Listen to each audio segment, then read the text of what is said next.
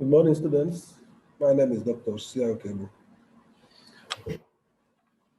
I am in charge of the second part of this course on Introductory Genetics. I'm sharing it with the HOD, Dr. Joderi. So I've waited for you in class, in the physical class. I could not see any of you. So that's why I decided to go online. In this course, we have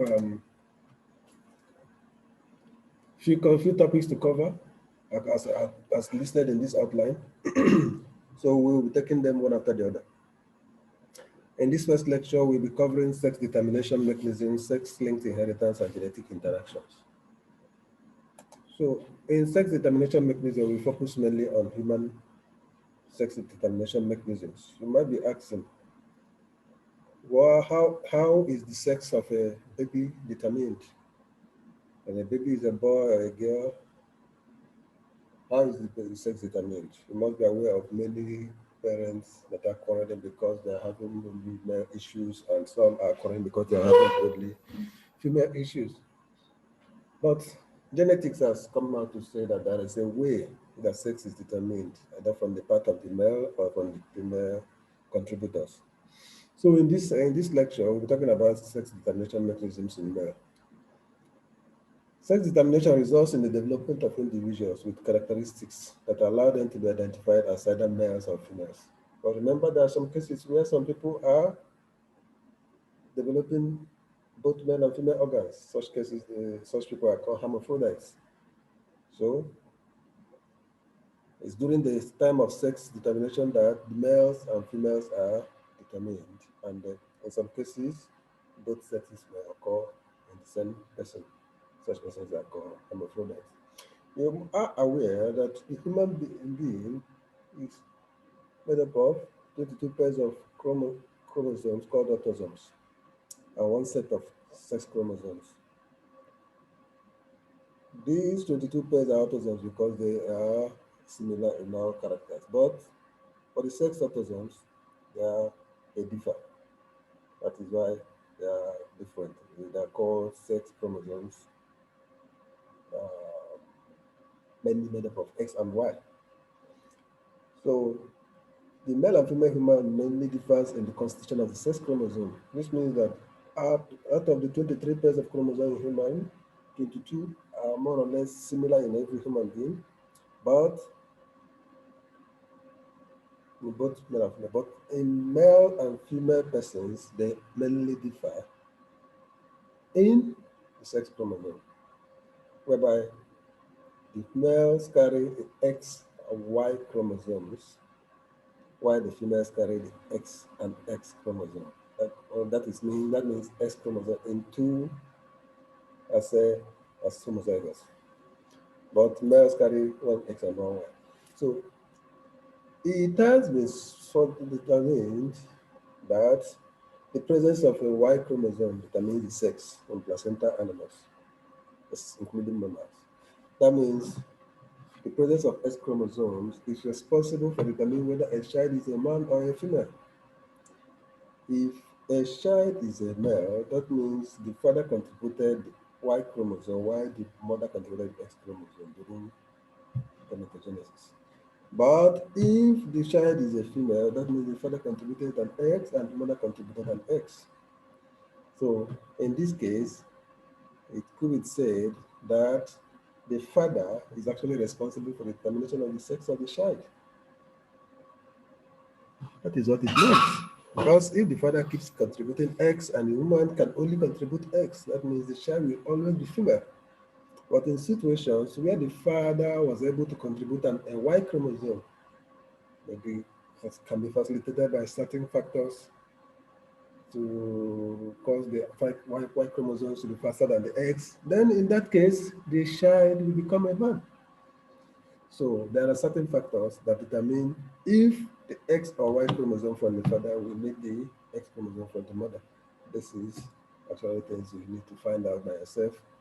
Read out about factors that facilitate the easier penetration of X, or factors that facilitate the movement of the Y chromosome in the body or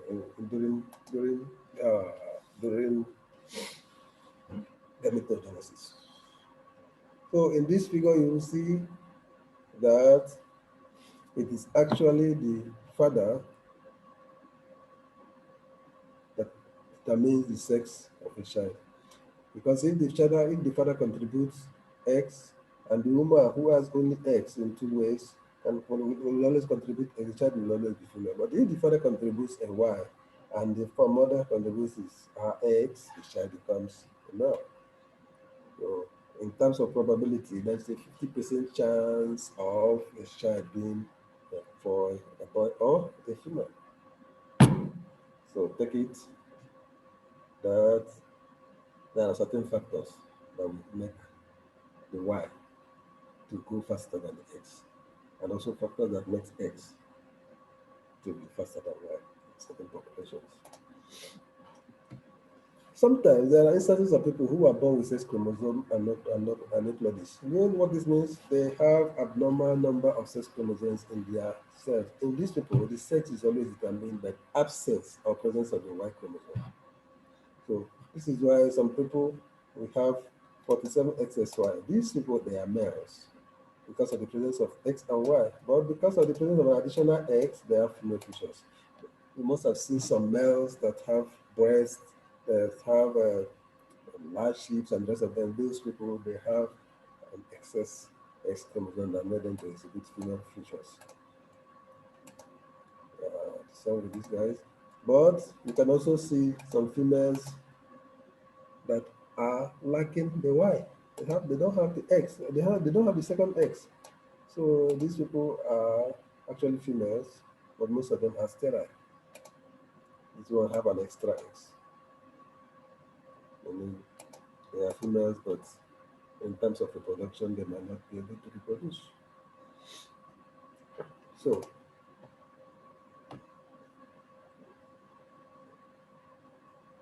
in 1959, the Y chromosome was analyzed, and it was found that there's a region in the Y chromosome that must be present for the determination of sex. This region was named as the SRI region, or the sex determining region of Y. As seen in this picture, the sex determining region of Y is this white blue band. It's white band. It's why is this blue band. So this gene is Y linked because it is found only in the Y chromosome. That means the presence of the Y determining of the sex determining region is responsible for the determination of sex. If this Y determining region is not present or there is deformities in this region, the Y chromosome may be present, but the child might not be able to reproduce. That child will be a man, but might not be able to function as a man. Because what determines the full responsibilities of a man and functionalities of a man are found in this what SRI region. So this this particular region is found on the male chromosome and it replaces sex determination in mammals. The content of the YSRI gene can be transferred to the X chromosome during a sex translocation process. That is why there are some people. You have heard about sex reversal syndrome. In these people, they are XX. They are actually genetically female, but they are males. Genetically, they are females, but they are exhibiting male characters because the content of this region, this SRI gene, has been transferred to one of these eggs during translocation. And because of the presence of that region, that person will be exhibiting male characteristics. And these male characteristics, and this person, not this person actually, is a man. Is a man, but with female characteristics. That means the person is XX genetically, but this second X has some content of the SRY gene, which determines if it is the presence of a man. So to actually find out the genetic makeup of this kind of person, this gene has to be analyzed for the presence of SRY gene. And if found, the person is a man. But if absent, the person becomes a female. That is the situation there.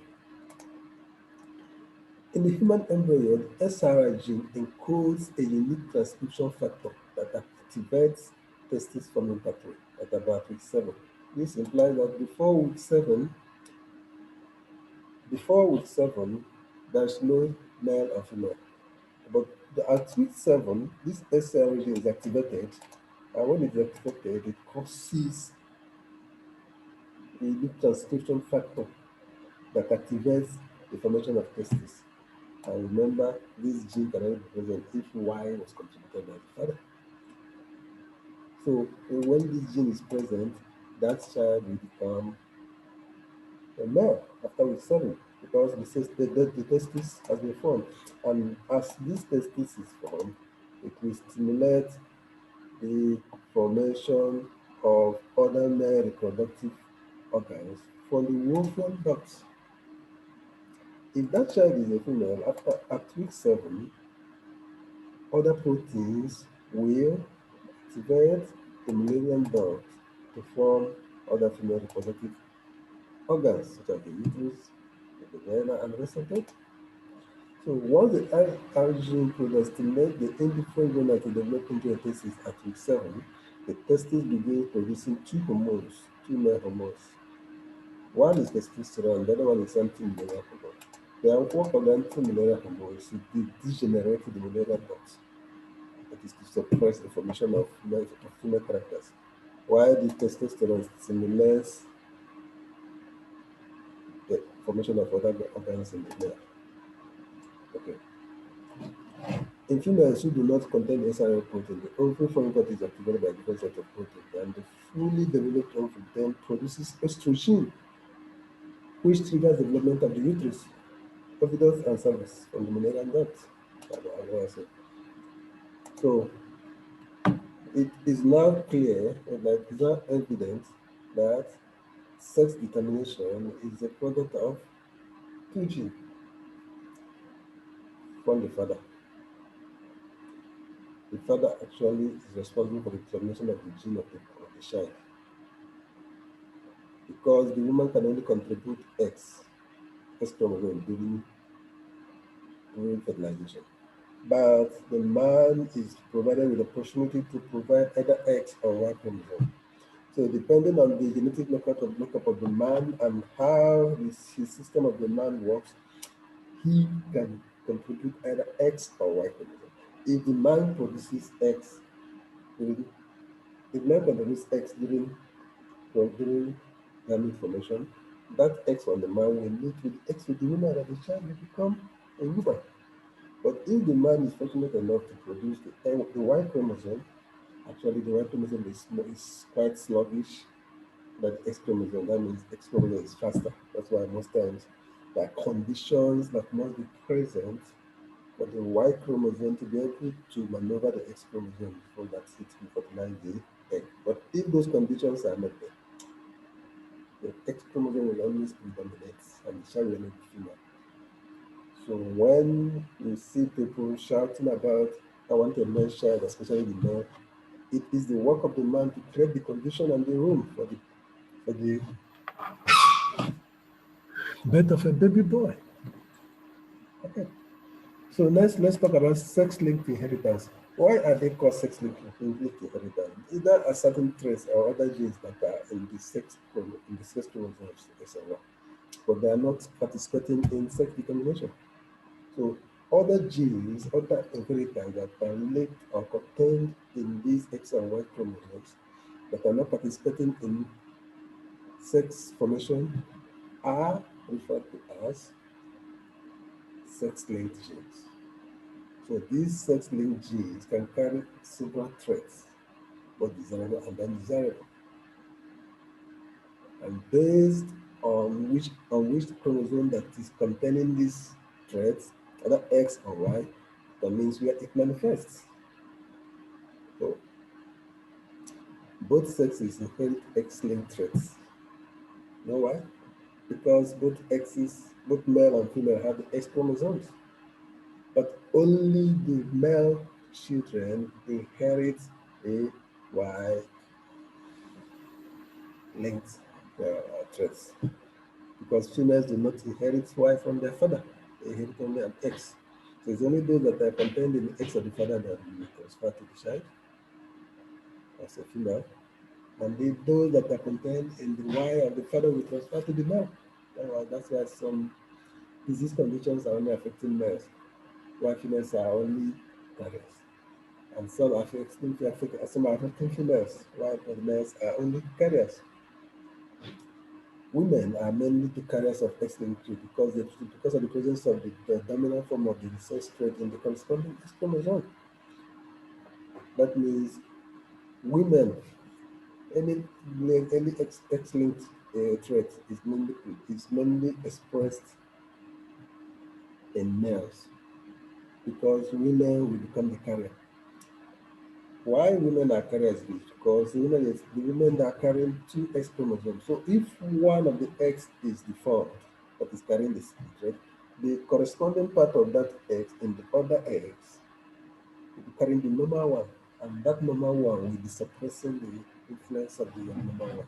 That is why the woman will become only a carrier but will not be suffering the disease. But if it is carried in X chromosome, and that X chromosome that is the deficient one is transferred to a guy that is a male child whose gene lacks the corresponding one that is having the normal one, and Y chromosome does not have actually the next chromosome X to counter the effect of the defective one, then the recessed one in the female will become predominant in the male. That is why males they will suffer more of X-linked chromosome than females. Because females are carriers, except in rare conditions where a female expresses two forms of the defective X chromosome. And in this case, it has to be traced back to the parents and back and the grandparents. But more or less, they are parents. Sex cell inheritance pattern. This is how male and female children inherit sex cell patterns. You see, the mother is carrying two X chromosomes, X and Y, X and X, while the father is carrying the X and the Y, small Y. So female children they mainly inherit both X and the two X, while the males they inherit the Y, one X and one Y. So whatever if a gene is defective, let's say in this situation now, this is a man, this is a guy, a recessive male, this is a male, is carrying the recessive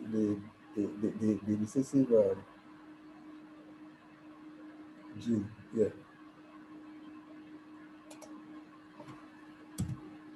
this is a male, is carrying the recessive gene here. So this gene, as you can see, lacks a corresponding normal one. This is in the female where there is a defective one and the normal one. But because of the presence of the normal one, the effect of this one will not be expressed.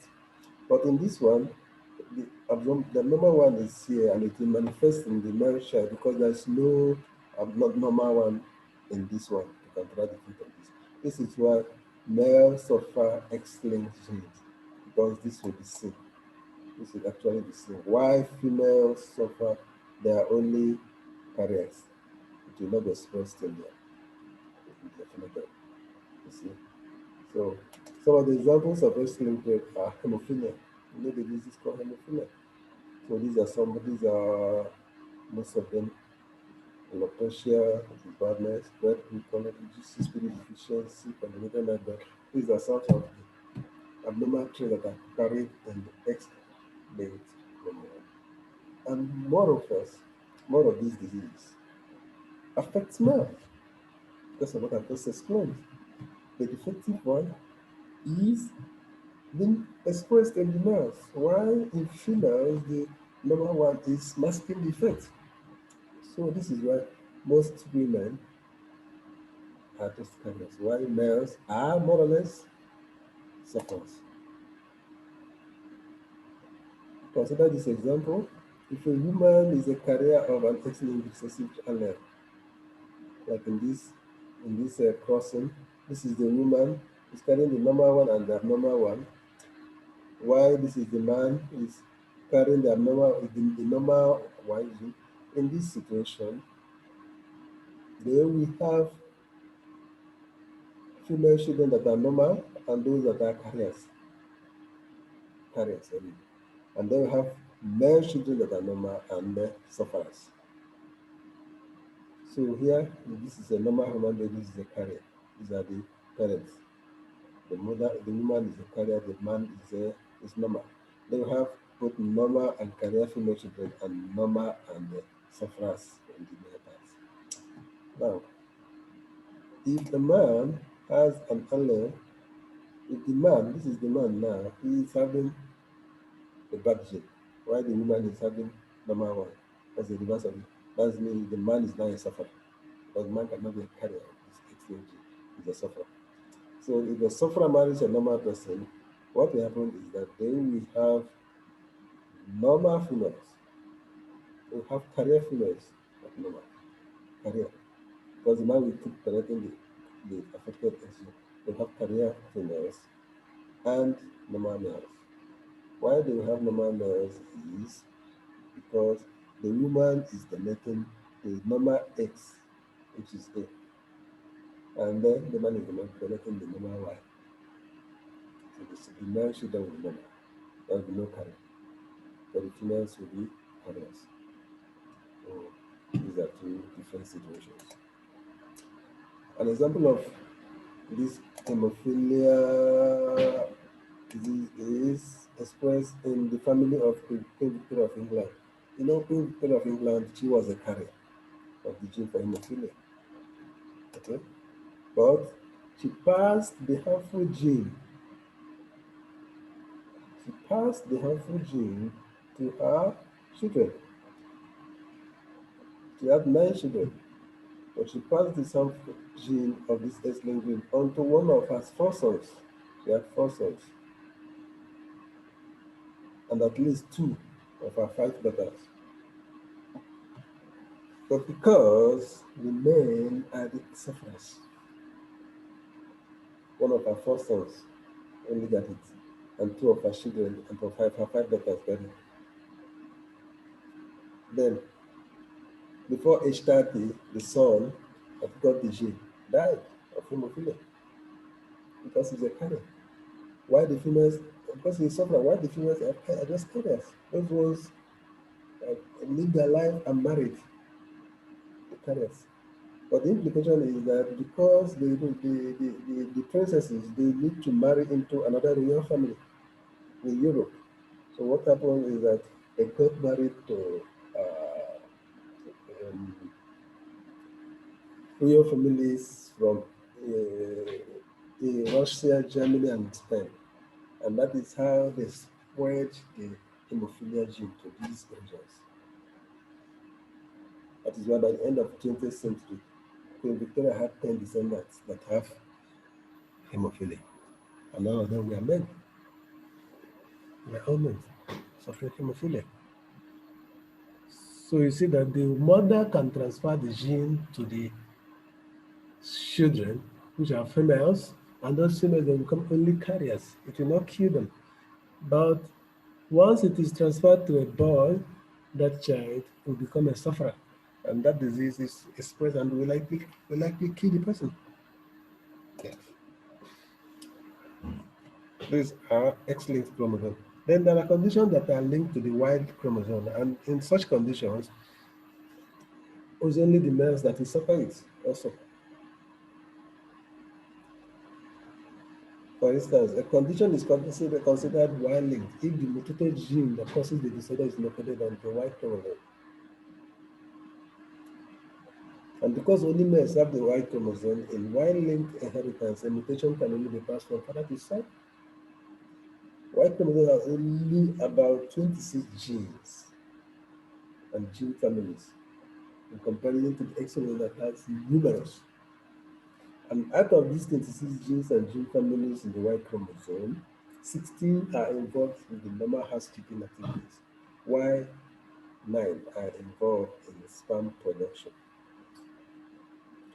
So that means only one gene, the SRY gene, is set to the main region of Y, is responsible for male anatomical traits, the devoid, the years, and the rest of them that determined by X. So if there's any deformation in any of the 9 genes that are responsible for sperm production, if there's any deformation, mutation, or translocation, or whatever in any of these genes, that male will become a male but a sterile male. And because that thing is genetic, that particular gene can be passed to the next male. And when it's one passed to the next male, that male will also become genetically sterile, cannot be able to produce children. This is why in most families in America, they are having problem of having issue of having children because of this particular condition. This type of condition is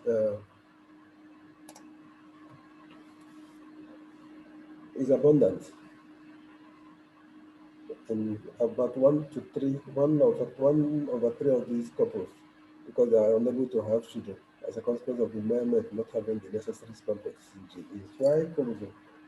So mutation in Y chromosome, many of the genes in Y chromosome can cause problems in spermatogenesis. And when there is problem in spermatogenesis, that problem can be transferred from father to son alone because it's carried by Y.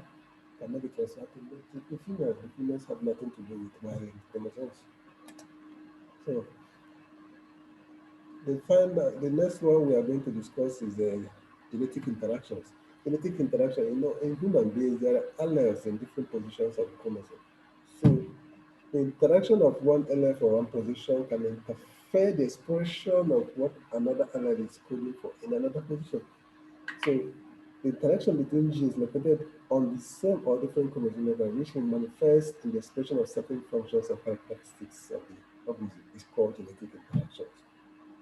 In other words, it may be interaction between different alleles on the same locus or on different loci. Mostly, the interaction between alleles on the same locus results in dominance. For example, consider a locus that has alleles A, capital A and small a. If the character of the allele A, the capital one, is expressed to the exclusion of the character of the allele B, of the small one, then the character of allele A is said to be recessed. So every trait, let's say eye color, is controlled by 2 alleles. One is for its expression, one is for its non-expression. In the presence of the one for the expression and the one for non-expression, if the one for expression dominates the one for non-expression, that means if somebody is having a blue eye color, the gene, a capital A for the expression of blue eye color has marks the effect of the small gene A that regulates non-expression of blue eye color. So in this kind of situation, we say there's genetic interaction. And the character of the allele that is not expressed is said to be masked or recessed. This kind of interaction is called dominance interaction. So dominance interaction is when the character of an allele of the character of an allele is expressed to the exclusion of the character of the corresponding allele on the same loci or on another allele. So that is how it goes. There are two types of this interaction. There are different types of this interaction, but mostly we talk about the two-factor interaction. In two-factor interaction, there are certain non-allelic interaction that involves two loci or two genes. And this interaction will alter the normal 9331 dihydrogen segregation ratio, thereby resulting in the hiding and masking of the effect of one gene locus on another locus. So the effect of the gene that are in one locus could be interacting with the effect of another gene on another locus. And when this interaction is viewed from the Punnett square, you will see that the normal 9331 expression is altered. And it can be altered in different ways, different conditions. So the masking effect, this masking effect of one gene on one locus on the other gene on the other locus is called epistasis. And the outcome of epistasis is the modification of the 9331 ratio into other combinations. Such modification can include the following. That means the type of combination, this type of combination. The first one is complementary gene action, where two genes on two different locus are having similar activity. How does their interaction affect the 9:1 ratio? In this kind of the complementary gene action, the activity actually does not have effect on the 9:1 ratio because no, in complementary action, the activity of the genes or the interaction of the genes affect the 9:1 ratio and transform it to 9:7 ratio. For instance, consider a sweet, in the color of sweet pea sweet pea flower. The allele capital A for purple pigment is dominant over the allele small a for white. So when this capital A is present, the, the flower must be purple. Except when it is absent, then the flower will be white. So, but the allele B for color expression is dominant over the allele B for non-color expression. So that means both genes, both capital A and capital B, must be present for the flower to be purple. Okay, but when A is present for purple pigmentation and the capital B is not present,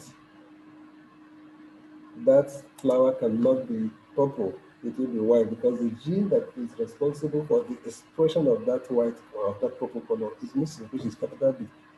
And in that case, that is why you have this table. Capital A and capital B, which is purple color and this expression must be present for it to be purple. But here, capital A, which is purple color, is present, but the gene for its expression is absent. That is why it is white. Here, the gene for purple color is absent, while the gene for its expression is present. So what is expressed? Nothing. The purple will not be expressed except white. But here, all genes are absent. So in this situation, the combination ratio becomes purple is only 9.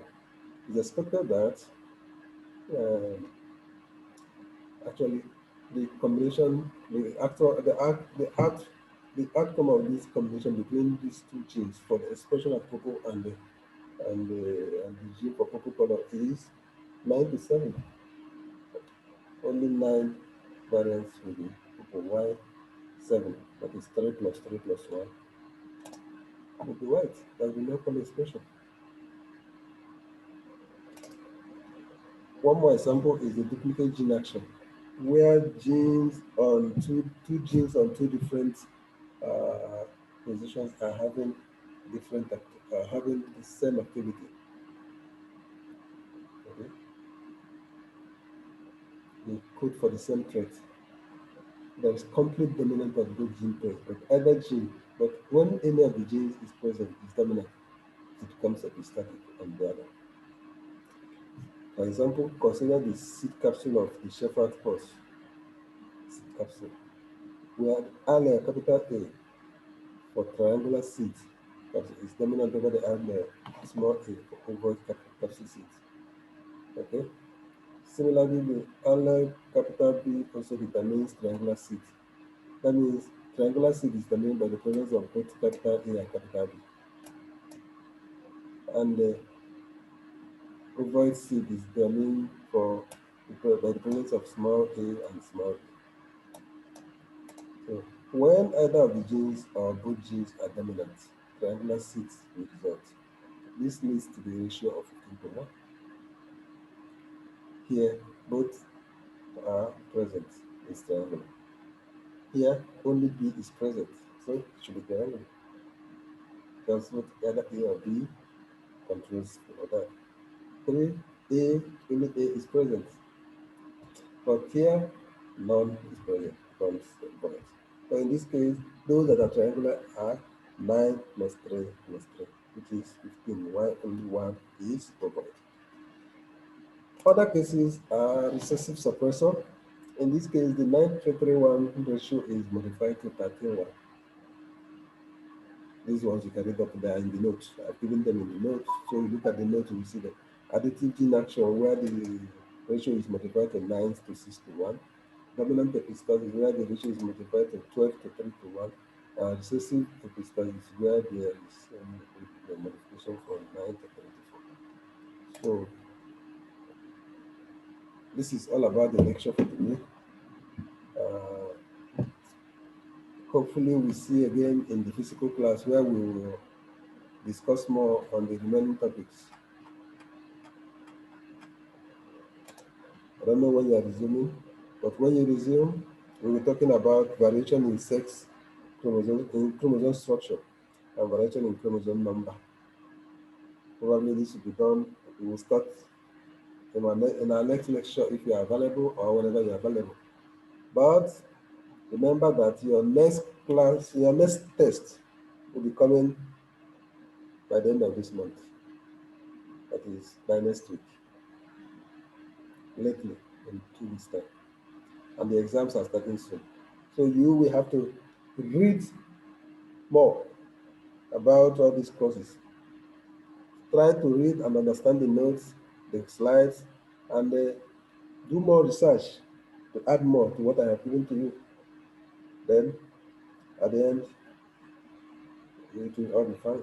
So try to access the LMS for updates until when you are available for physical classes. I wish you all good luck. Thank you.